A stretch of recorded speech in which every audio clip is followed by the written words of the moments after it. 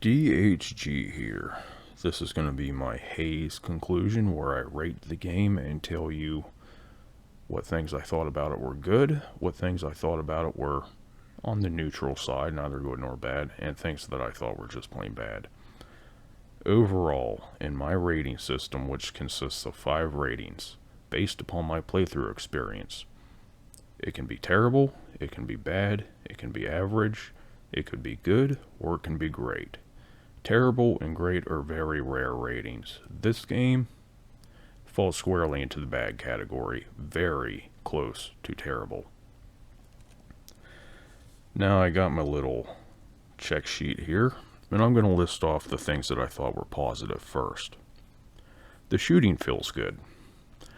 Being that it's a first-person shooter, it's a good thing that the shooting feels good. Otherwise, your base mechanic for the entire game is pretty much screwed. But no, they did a good job with the shooting for the most part. The controls feel good too. And when I say the controls, I'm talking about the thumbstick sensitivity. It's neither janky or you get too little or too much response. It works very well.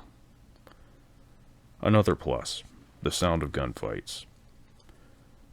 I don't think there's anything more distracting or immersion breaking when you're playing a shooter than really, I would say, just crappy gun sounds and crappy explosions, all of the above.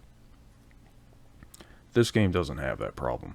The explosions pop, a lot of the guns sound really good, some sound better than others, of course, but overall it's a very good sound profile, the cacophony of war and all that, very well done.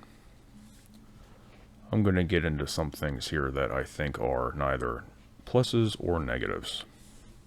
They're just things that I observed and things that I think that they could have improved on.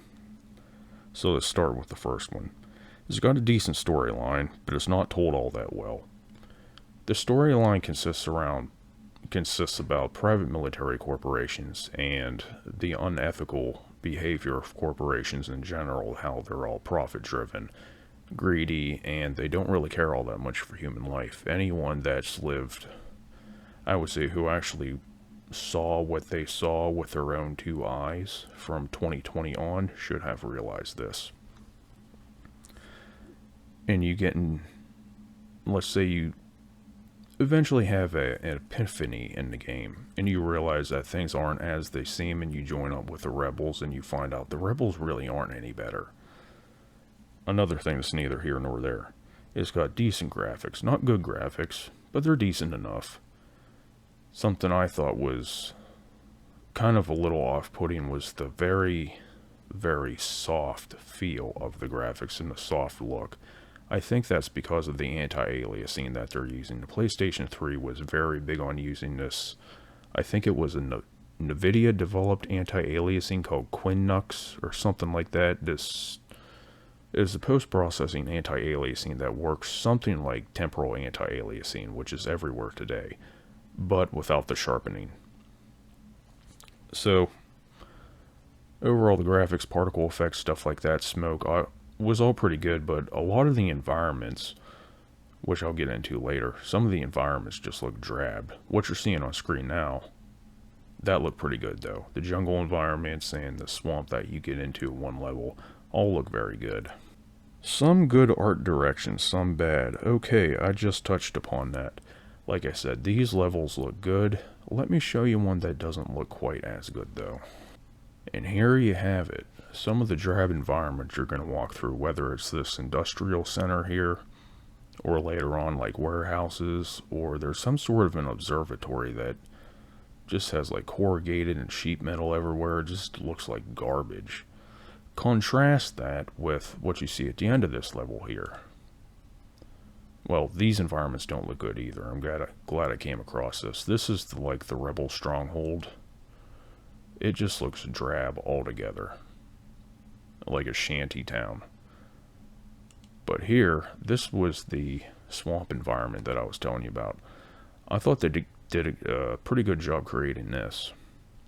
It was a nice change of location and a bit of a pleasure on the eyes compared to the other levels that I showed you there. Here's something else that's neither a plus nor a minus. This is all subjective. It's not a long game. If you wanted more of it, then I suppose that would be a bad thing, but I was perfectly fine with it ending where it did because it was starting to become a headache. Okay, let's get into the bad things. The vehicles steer like ass. 100% totally. I'll show. Okay, here we go. This is one of the many vehicles you see in the game. You get four-wheelers, you get some sort of a pickup truck, you get this thing here. They all steer like shit.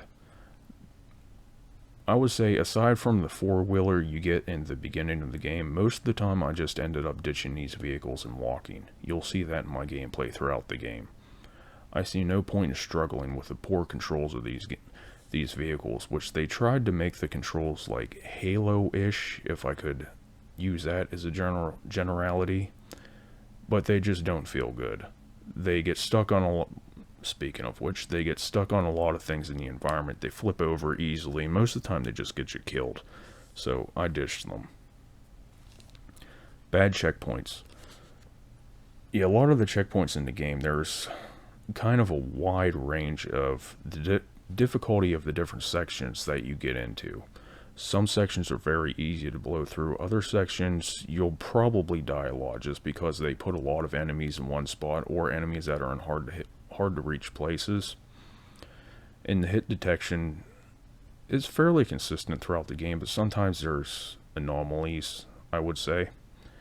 And when you reach these points, you're often getting the checkpoint back somewhere maybe 5-6 minutes ago, and you have to play through a lot of frustrating parts again to get to wherever the next checkpoint is. It's really aggravating. Although bad checkpoints was a very common problem for games back in these days, as this was made in 2008. Voices are douchey. Oh yeah, that's a big one. Let's get the fuck out of here! Looks like we need to drop off a prisoner and a pussy. Here, pussy. You know, sir, what you said about night. Okay, there you get a glimpse of what the douchey dialogue in the game is, and that goes on throughout the entire game. The douchey dialogue is compounded by something I'm going to add on later here. There's no split screen. Okay. This kind of made me wonder, because when you start the game, on the right hand side of the screen in the upper right, it'll say player 2, press start to join or something like that. So I hooked up a second controller, started pressing start like constantly. Nothing happened. I don't know why that's up there. If you can get co-op or something local, I wasn't able to do it.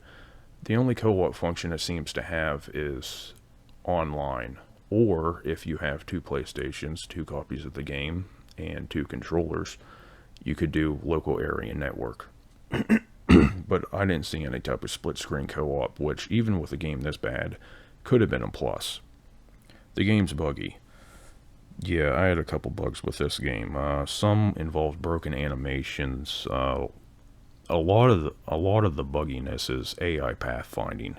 AI pathfinding in this game is terrible. Just absolutely horrible. AI teammates suck. Yeah, that's a big one. I'll show you what I mean here. Right here. Here you have it. You've got like 4 AI teammates. There's narrow pathways everywhere on a lot of levels like this. And the AI will constantly get in your way. You can't pass them. Sometimes you can't even go around them. They're constantly getting in your way. If you get behind a nice piece of cover where you're not getting shot, a lot of the times when you're trying to regenerate health, the AI will come around and just kick you out of the spot. I can't even give you the level of frustration I had with the stupid, idiotic AI in this game. I tried to kill them too. But when you shoot at the AI, at a certain point they'll start shooting back, and they can kill you rather quickly, but they're just like bullet sponges. They're a pain in the ass no matter where they're at. Anytime one of them got downed, I just let them die. AI was horrible in this game. Repetitive voice lines. Oh yeah, that goes back to what I was saying about the voices being douchey. This just compounds it. It doesn't matter if you're playing as Mantell in the beginning or if you're playing as the Rebels later. I would actually argue that the Rebels' voice lines are far more repetitive. It's like they have the only four voice lines in the game. Mantell will die today. Remember your promise to Marino. Promesa. You'll hear it constantly. I mean, it would have been nice, or I probably should have looked at this if there was an option just to turn the voices off in general. But for the sake of, I'm recording the gameplay, I want everything to be in there. But if I wasn't recording this and just playing through for shits and giggles, I would have turned the voices off. They're that freaking annoying. The map layout is often confusing. Yeah, you'll get that from time to time. On the big wide open levels, like the swamp and the jungle that I showed you earlier, this isn't much of an issue, but when you get into the levels like this, where it's just a bunch of corridors right after another, a lot of times you'll have a bit of a problem finding where to advance. There will be like some sort of a hidden stairwell or a ladder that you can't really see. It really makes for some frustrating progression, to put it mildly. And there was this one section about destroying a radio mast to continue. I think that was in the last video I did. Yeah, here you go. You had to destroy this radio mast to continue, but you see that, like, I don't know what it's called right there, sheet metal, corrugated metal, whatever. That stuff will fall through to the canyon below, so you can just fall right through it. The dropship just keeps shooting missiles at you. A lot of times you'll die if you just stand there waiting for them to knock that over, or you could waste your ammo on it. I didn't do that though, I just saved my ammo. I played through this section so many times to try to get this done, because I kept falling off, kept dying, kept getting killed by the dropship, but it's just sections like this when you're already despising the game and wanting to get it over with. Sections like this just kind of put you over the top. So, for everything I mentioned above, I had 2 pluses, 4 things that are neither here nor there, neutral. I've got 9 negatives.